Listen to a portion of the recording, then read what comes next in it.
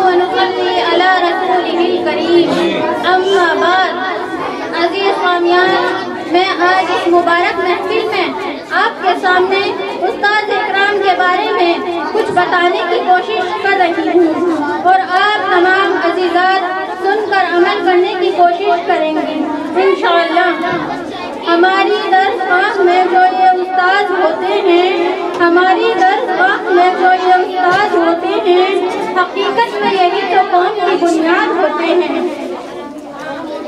अज़ीज़ सामियान, हमारे उस्ताद इकराम का हम पर बहुत बड़ा एहसान है।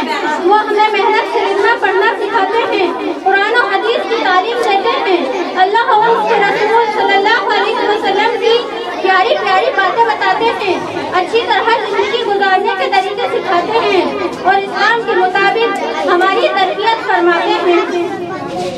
इसलिए हमें हर वक्त उनका एहसान मानना चाहिए और दिल से उनका अदब और एहतराम और उनका शुक्रिया अदा करते रहना चाहिए।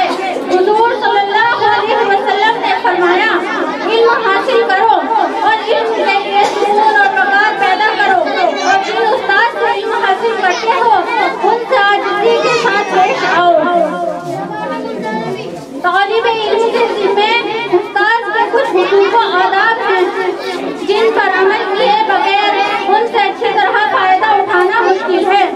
उन हुकूक व आदाब में से एक ये है कि तालिबे इल्म को अपने उस्ताद की पैरवी करना जरूरी है, चाहे वो मकाम व मर्तबे के एतबार से उनसे अफजल क्यों न हो। जैसे कि हजरत मूसा अलैहिस्सलाम ने हजरत खज़र अलैहिस्सलाम की पैरवी की थी और फरमाया था, क्या मैं आपके साथ रह सकता हूँ इस शर्त पर के जो इल्म मुफीद आपको सिखाया गया है उसमें से आप मुझको भी सिखा दें।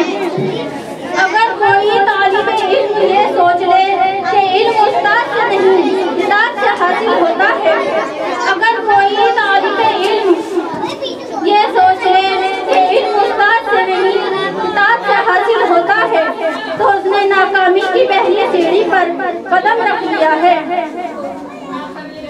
हालांकि हजरत मूसा अलैहिस्सलाम हजरत खज़र अलैहिस्सलाम से अफजल थे, उसके अलावा भी बहुत सारे आदाब हैं। उस्ताद के सामने इंतहाई तवाज़ु और अदब से बैठना, पूरी तरह उनकी जानिब मुतवज्जह रहना, किसी साथी की तरफ ना देखना, ना मुस्कुराना और ना ही इशारा करना, बिला जरूरत दाएं बाएं और ऊपर नीचे ना देखना, उस्ताद के पास बैठकर आस्तीने ना चढ़ाना, दामन और बटन वगैरह से ना खेलना, मुंह पर हाथ न रखना, नाक कान और दांत ना कुरेदना, उस्ताद की जानिब पीठ या पहलू न करना, किसी चीज से टेक न लगाना, सिपाही वगैरह पर हाथ टेककर न बैठना, बगैर मजबूरी न खपाना और न थूकना, उस्ताद के सामने पान वगैरह खाकर न आना, खास तौर पर तरस में इसका ज्यादा ख्याल रखना, हत्ता की किताब कवर को भी जोर से न खोलना, उस्ताद के आगे आगे न चलना, उनकी जगह न बैठना, उनके सामने बुलंद आवाज से न बोलना, अगर दरस में कोई बात समझ में न आए तो अपने ही फहम का कसूर समझना और उस्ताद से बदगुमानी न करना। अगर उस्ताद किसी बात पर नाराज हो जाए तो माजरत कर लेना और माफी मांग लेना। जिस बात के मुताल्लिक सवाल करने से वो मना करे उसको न पूछना। ये वो हुकूक व आदाब हैं जिनको अपनाना और अपनी जिंदगी में उनका ख्याल रखना और तालिबे इल्म पर जरूरी है, वरना उसके बगैर वो इल्म की बरकत से महरूम हो जाएगा। हमें भी अपने उस्ताद का खूब एहतराम करना चाहिए।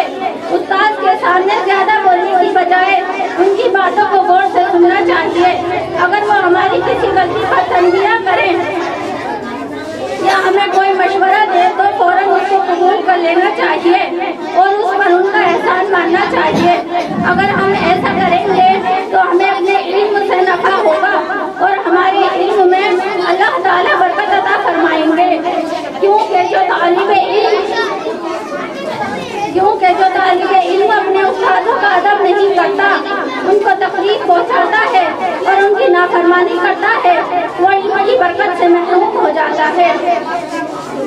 अच्छे तालिबे इल्म वो हैं जो हमेशा अपने उस्ताद का अदब करते हैं, उनका हुक्म